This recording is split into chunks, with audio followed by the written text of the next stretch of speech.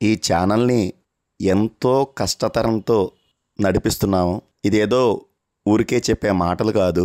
ఒక్కొక్క వీడియో చేయడానికి ఒక్కొక్క ప్రాంతము, ప్రతి వీడియో సరికొత్తగా ఉండడానికి ఎంతో తపన, అలాగే కొత్త కొత్తవి మీ ముందరికి తీసుకురావాలి, ఎన్నో తెలియనివి అందించాలని ఎంతో ప్రయత్నం దీంట్లో ఉంది. ఇది ఎంతో కష్టంతో కూడుకున్నది, శ్రమతో కూడుకున్నది, అలాగే ఎంతో డబ్బుతో కూడుకున్నది. నా శక్తి మేరకు చేశాను. ఇవి ఇక మీదట ఇది ముందరికి నడవాలంటే అందరి సహకారము అవసరము. ఒక్కసారి ఆలోచించండి. సింగిల్ వీడియో కూడా స్పాన్సర్షిప్ చేయొచ్చు. ఎన్నో ఎన్నో ఎన్నో మంచి వీడియోలు మీ ముందరికి తీసుకురావడానికి ఎంతో ఉత్సాహంతో సిద్ధపడి ఉన్నాను. ఆలోచన నాది, సహకారం అందరిది. ధన్యవాదాలు.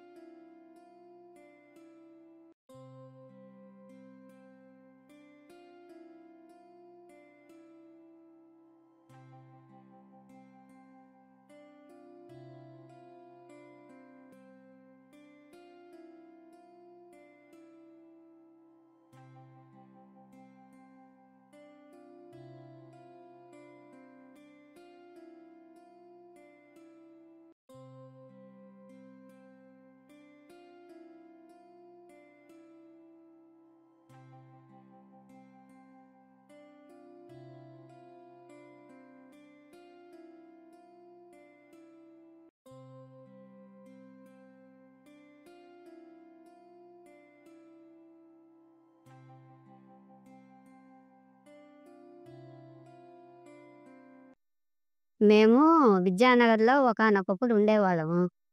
ఇప్పుడు వేరే వేరే ఊళ్ళకి వెళ్ళిపోయాం. విద్యానగర్‌లో మా అమ్మ, నాన్న వాళ్ళు హోటల్ పెట్టున్నారు. ఆ హోటల్‌లో నడుపుకుంటూ మేము ఉంటున్నాము. మా తల్లిదండ్రులు మంచి దయాభక్తులు. వాళ్ళకి మేము 5గురు పిల్లలం, 5గురు సంతానం. మా తల్లిదండ్రుల పేర్లు, మా నాన్నగారి పేరు దామోదరం గారు, మా అమ్మగారి పేరు కామాక్షమ్మ.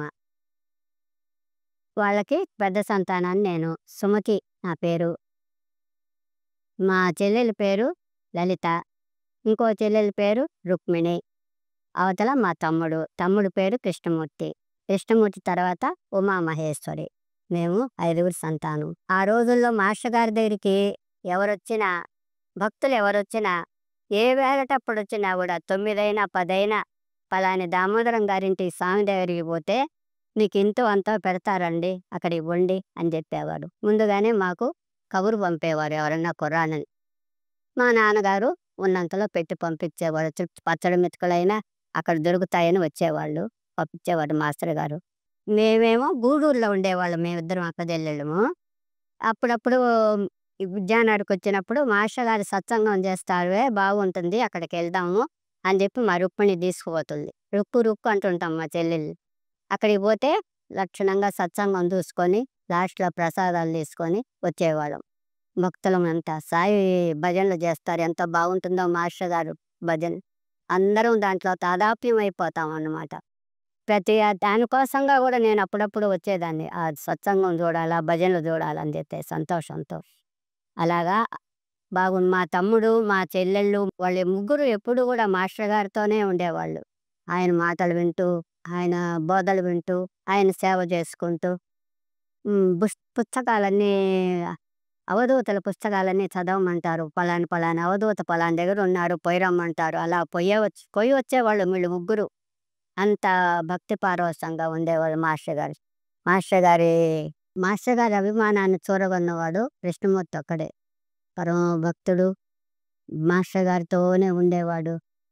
అది అందరికీ తెలిసిన విషయమే. అలా వచ్చినప్పుడంతా మాస్టర్ గారి దగ్గరికి భజనలకు భజనలో చాలా బాగుండేదన్నమాట. నాకు తాదాప్యం చెందేదాన్ని భజనలో. అవతల అందరూ వాళ్ళతో కూడా నేను భజన చేసేదాన్ని.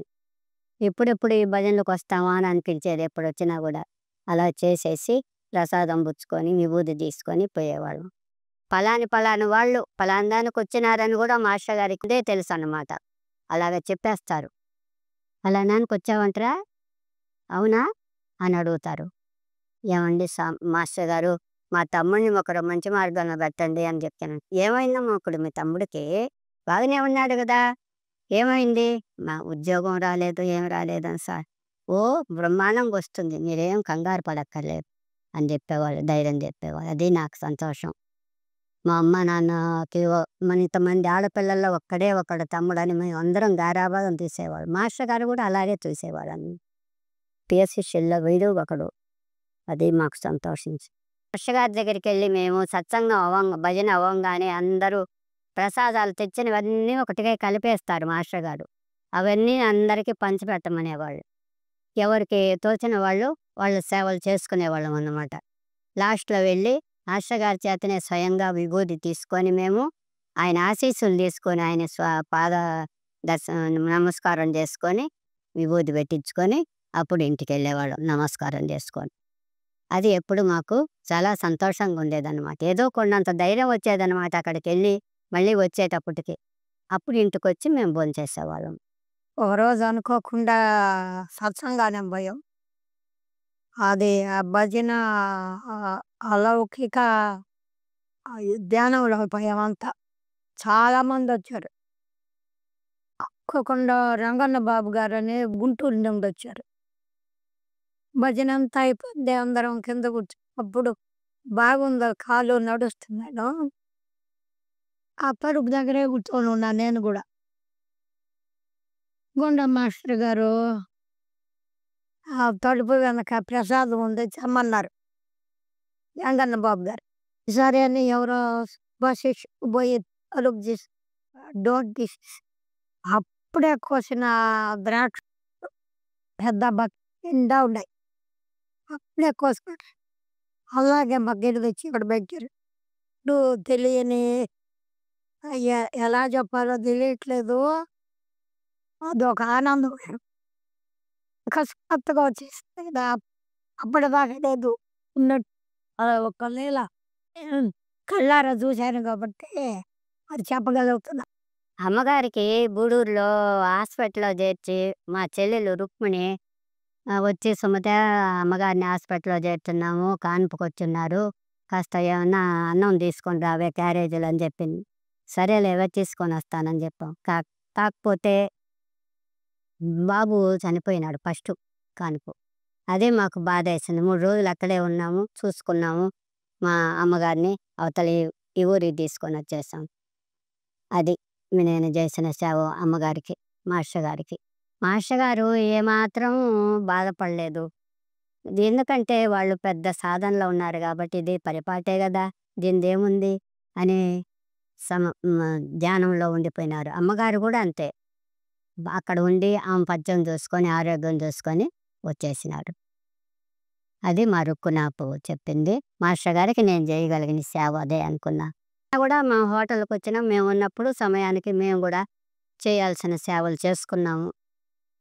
నేను మట్టుకు ఒకరోజు అమ్మగారు, అప్పుడు మా చెల్లెలు అమ్మగారికి వంట చేయాలంట, కూడదు కదా, వంట చేయకూడదు కదా, వంట చేసి ఇచ్చేద్దామన్నారు. అప్పుడు సాంబారు వంకాయ కూర చేసి ఇచ్చేసారు. అప్పుడు బాగున్నదని మెచ్చుకున్నారు ఇద్దరు, సారు అమ్మగారు. అదొకటి ఆనందంగా ఉంది. నా జీవితంలో 2 అనుభవాలే అభిమానంగా ఉండాలి, మాస్టర్ గారు అమ్మగారు. మా రుక్కు ఏ మాస్టర్ గారు కానీ అమ్మగారు కానీ చాలా సన్నిహితంగా ఒక కుటుంబం లాగా ఉండేవాళ్ళు అనమాట. వాళ్ళ పాపను కూడా, వేదవతిని కూడా రుక్కక్క స్కూల్లోనే నేను చదువుతాననేది అనమాట ఆ పాప. అట్లాగా రుక్కక్క స్కూల్లోనే చదువుతావా, నేను చెప్తే నీకు పనికిరాదా అనేవారు మాస్టర్ గారు. అది వచ్చి చెప్పుకొని సంతోషపడేది రుక్కు ఇంట్లో. మాస్టర్ గారు చూడవే ఈరోజు ఎలా చెప్పినారో, నన్ను అభినందించినారు వేదవతి వల్ల అని చెప్పాను అనేది రుక్కు వచ్చి. అవునా, సరే అయితే అని నేను సంతోషపడేదాన్ని అనమాట. అలాగా రుక్కు ప్రతి విషయానికి ఏదైనా కావాలంటే మాస్టర్ గారిని అడిగేది. మాస్టర్ గారి సలహా తీసుకొని చేసేది. మాకు ఏమన్నా అవసరం అయితే నేను కనుక్కొని వచ్చి చెప్తానుండవే అని చెప్పేది. మేము అలాగా సన్నిహితంగా ఉండేవాళ్ళమండి. ఇంకా మా తమ్ముడు కూడా రోజు పోతూ ఉంటాడు. వాడికి వీలున్నప్పుడంతా మాస్టర్ గారికి వీలున్నప్పుడు మాస్టర్ గారు ఎప్పుడు రమ్మంటే అప్పుడు పోయేది. రాత్రి 10:30, 11 కూడా అయ్యేదనమాట. ఏంటబ్బా ఇంకా రాలేదే, పోతే పిలిస్తే ఏమనుకుంటారో ఏమోనే అనుకొని మేము దగ్గరే కదా ఇల్లు, అయినా పోదాం అనుకున్నా కూడా వద్దులే మాస్టర్ గారు ఏమన్నా అనుకుంటారేమో అనంటే. తీరా వాడు వచ్చేదాకా ఉండి అప్పుడు ఏమిరా ఇంత లేట్ అని అంటే, మాస్టర్ గారు కథలో ఏమి చెప్తున్నా అవి రాస్తూ ఉండాలి, నా పని అంతేను. మా కళ్ళు మూసుకొని చెప్తూ ఉంటారు మాస్టర్ గారు, అవి నేను రాసుకుంటూ ఉంటాను. అయిపోయింది లేరా ఇంక పదరా అని అంటే అప్పుడు లేచి వస్తానువే, అంతేను అంతవన్నీ ఇంకేం లేదు. కాదురా అమ్మ నాన్న ఒకటే, ఇంకా రాలేదేంది వాడి కొరకు ఎంతసేపు ఉంటాము నన్ను అంటూ ఉండేవాళ్ళు అనమాట. అన్నారు రా అందుకని చెప్పినాను రా, ఇంకేం లేదురా అంటే సరేలేవా అని అందరం కూర్చొని తినేవాళ్ళం. అదండి సంగతి. మా తమ్ముడు, మా చెల్లి ఉమామహేశ్వరి అయితే మరీ మాస్టర్ గారంటే ప్రాణం కోసుకునేదన్నమాట. అది మాస్టర్ గారు చెప్తే కానీ నేను అనను, పోయి ఆయన సలహా తీసుకో. ఉమా ఉమా నువ్వు రాలేదేమో అని ఇంకా చూస్తున్నాను, ఎదురు చూస్తున్నాను. వచ్చావా రా కూర్చో, ఏం తెచ్చావు ఇవాళ, బాబాకి ఏం తెచ్చావు, నువ్వు ప్రసాదం పెట్టు, నీకోసమే నీ ప్రసాదం కోసమే ఉన్నాం అని చెప్పి అప్పుడు పెట్టిన తర్వాత అవన్నీ వేసి కలుపుకునేవారువే. నా కోసం వేటి ఎంత సంబరపడిపోయినాను నేను అని చెప్పి మా అమ్ములు అంటాము దాన్ని, ఉమామహేశ్వరి దాని పేరు. అంత సంబరపడిపోయేదన్నమాట మా ఉమా కూడా. ఇప్పటికి కూడా మొన్నటి దాకా చనిపోయేదాకా కూడా తనకి ఏ బాధలు వచ్చినా పోయి మాస్టర్ గారికి దిగదలు చెప్పుకొని మాస్టర్ గారిది కలలో కనపడి ఏమి లేదమ్మా నేను అభయహస్తం ఇస్తారు, అప్పుడు నాకు సంతోషం అయ్యేది.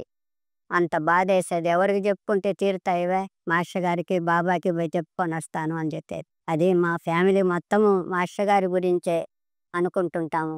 ధన్యులము. మా వారు 89లో పోయినారు. ఆయన పోయిన తర్వాత నేను విద్యానగరికి తీసుకొచ్చేసింది మా రుక్కు నన్ను. ఇక్కడే ఉండిపోదులేవే, ఒక్కదానివి ఎందుకుంటావు, పిల్లల్ని చూసుకో, వాళ్ళు మా నాన్న వాళ్ళు ఉద్యోగాలు చేసుకుంటున్నారు, నువ్వు వచ్చేయి నా దగ్గరికి అని తీసుకొచ్చిన బాబా సేవ చేసుకోవే, నీకు ఇది మంచిది, అన్నీ మర్చిపోతావు అని చెప్పి బాలభారతిలో ఉద్యోగం ఇప్పించింది. మళ్ళీ బాబా సేవ చేసుకోమని చెప్పింది. రోజు మధ్యాహ్నం హారతికి బాక్సులో అన్నం పెట్టుకొని అన్నీ తీసుకొని పోయి బాబాకి నివేదన ఇచ్చుకొని జున్నులో అంత వేసుకొని తీసుకొని కొన్ని సంవత్సరాల పాటు అలా చేశానండి. నేను బాబా సేవ చేసుకున్నాను. అది కూడా మాస్టర్ గారు రుక్కు నాకు చెప్పినందువల్లే ఇది జరిగింది ఇలాగా. అప్పటి నుంచి నాకు చాలా బాగా జరిగింది అన్ని విషయాల్లో కూడా. ఆయన సేవ చేసుకున్నందువల్లే నాకు అన్నీ జరిగినాయి. పిల్లల భవిష్యత్తులు కూడా బాగా జరిగినాయండి. అదే నాకు తృప్తిగా ఉంది. ఇప్పటికి కూడా అది నేను మర్చిపోకుండా బాబా సేవ చేసుకుంటూనే, ఆయనే నాకు సర్వస్వం.